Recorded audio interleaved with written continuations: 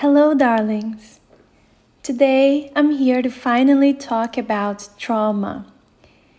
And before you think this audio is not for you, I just wanted to bring to light that we all have been through trauma of some form or another, as it is almost close to impossible to go through our childhood, upbringing, and young adulthood without experiencing some form of distressing event which caused a more overwhelming amount of stress that exceeds the person's ability to cope or integrate the emotions involved.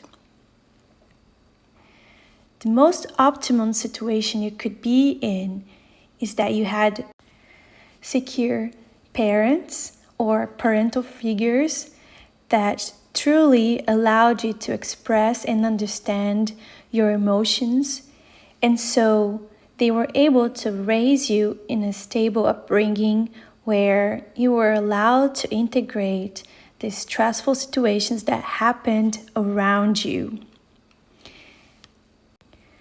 However, the vast majority of us, even considering the vast majority of our parents or parental figures were still continuing the generational trauma, it is very likely that you were brought up in either a stressful, strenuous situation and/or with somewhat toxic parents or toxic parental figures. Like if you lived in dangerous areas, or if you had one or two parents that abused drugs, or that were narcissistic, etc. And I'm gonna go over the different causes of trauma in a little bit, so that you understand what I mean here. But anyways, today I'm going to go over what trauma is, as well as the types of trauma or causes, the symptoms, and how you can heal. I'm going to go over those same points in detail on a later date in this podcast, as there is a lot that I have to cover today. But from today's podcast, you will already be able to understand what trauma is and start your healing process. Let's begin with talking about what trauma is. Emotional and psychological trauma is the result of extraordinary, stressful events that shatter our sense of security, making us feel helpless in a dangerous world. Psychological trauma can leave us struggling with upsetting emotions, memories, and anxiety that won't go away. It can also leave us feeling numb, disconnected, and unable to trust other people. Traumatic experiences often involve a threat to life or safety, but any situation that leaves us feeling overwhelmed and isolated can result in trauma, even if it doesn't involve physical harm. It's not the objective circumstances that determine whether an event is traumatic or not, but our subjective emotional experience of the event. The more frightened and helpless we feel, the more likely we are to be traumatized. So, what are the types of trauma that we can experience? There are plenty of situations that can be considered traumatic, but I'm going to divide them here into one-time event, ongoing events, or other causes. Examples of one-time events that can cause trauma can be an accident, like a car accident or a plane crash, injury, a violent attack, like a terrorist attack or even burglary. And they are especially important if it was unexpected or happened in childhood. Examples of ongoing events that can cause trauma can be living in a crime-ridden neighborhood where violence is constantly present, battling a life-threatening illness, experiencing traumatic events that occur repeatedly, such as bullying, domestic violence, or childhood neglect. And with all these different circumstances that I mentioned, they can be subtle too. They don't necessarily have to be overt. Like you constantly not being seen or heard by your parents' figures is considered a cause of trauma. Other causes of trauma can be surgery, especially in the first 3 years of life, the sudden death of someone close, the breakup of a significant relationship, a humiliating or deeply disappointing experience, especially if someone was deliberately cruel, or even constant exposure to horrific images on social media and news sources. I wanted to talk a little bit more about childhood trauma here because that is even more impactful to later dates in our lives compared to adulthood traumas. So, childhood trauma can result from anything that disrupts a child's sense of safety and well-being, like an unstable or unsafe environment, drug, alcohol abuse by parents, separation from a parent, serious illness, intrusive medical procedures, sexual, physical, or verbal abuse, domestic violence, and neglect.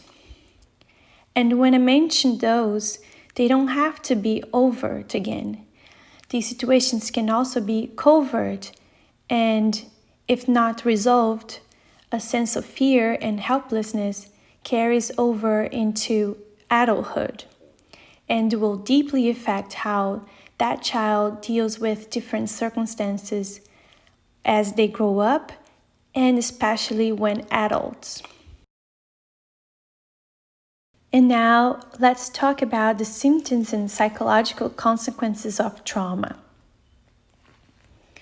So some of the symptoms are shock, denial or disbelief, confusion, difficulty concentrating, anger, irritability, mood swings, anxiety and fear, guilt, shame, self-blame, withdrawing from others, feeling sad or helpless, feeling disconnected or numb. And some of the consequences of trauma can be seen on different personality disorders like narcissism, PTSD, borderline personality disorder, eating and sleep disorders. You can also notice adults with problems with codependency, drug or substance abuse, and other types of addictions. It can also be subtle, like insecurely attachment relationship styles,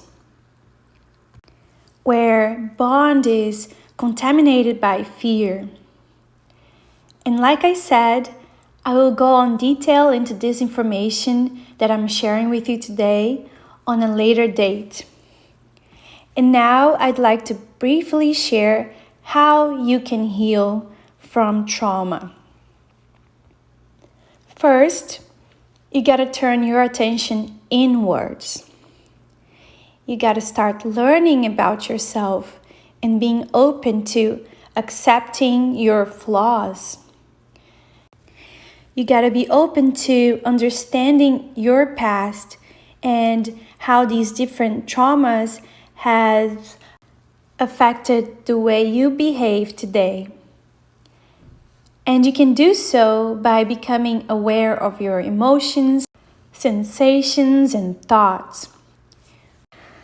Begin noticing when those strong reactions happen to you and start paying attention to your behavior. Mindfulness practices are huge here.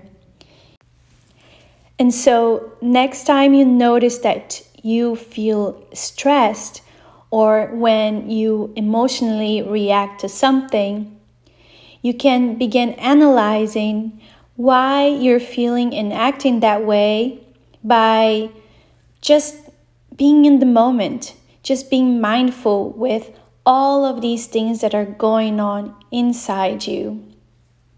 Pay attention to your thoughts. What are you saying to yourself? Pay attention to your emotions. How are you reacting to those different circumstances? How are these emotions affecting your body, and what kind of sensations are you experiencing, and where are they located? And then you'll notice that those thoughts and emotions, they only last for a little while, then they disappear. In any case, investigate and find your whys without shame. Then think back of different circumstances where that happened before. Is there a pattern?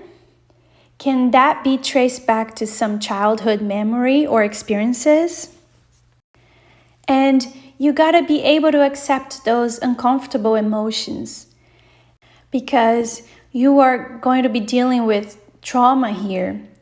But being able to feel is what makes us humans. And if you do think you need professional help to deal with these very strong emotions, or even going back to these rooted emotions from the past, then please do seek that kind of help. Because they are going to affect you for the time being, but the way to healing is through these uncomfortable emotions and thoughts, and not skipping or numbing them. And while you're starting to understand more about who you are, more about what psychology says, the formation of your ego, you should keep in mind to keep yourself healthy.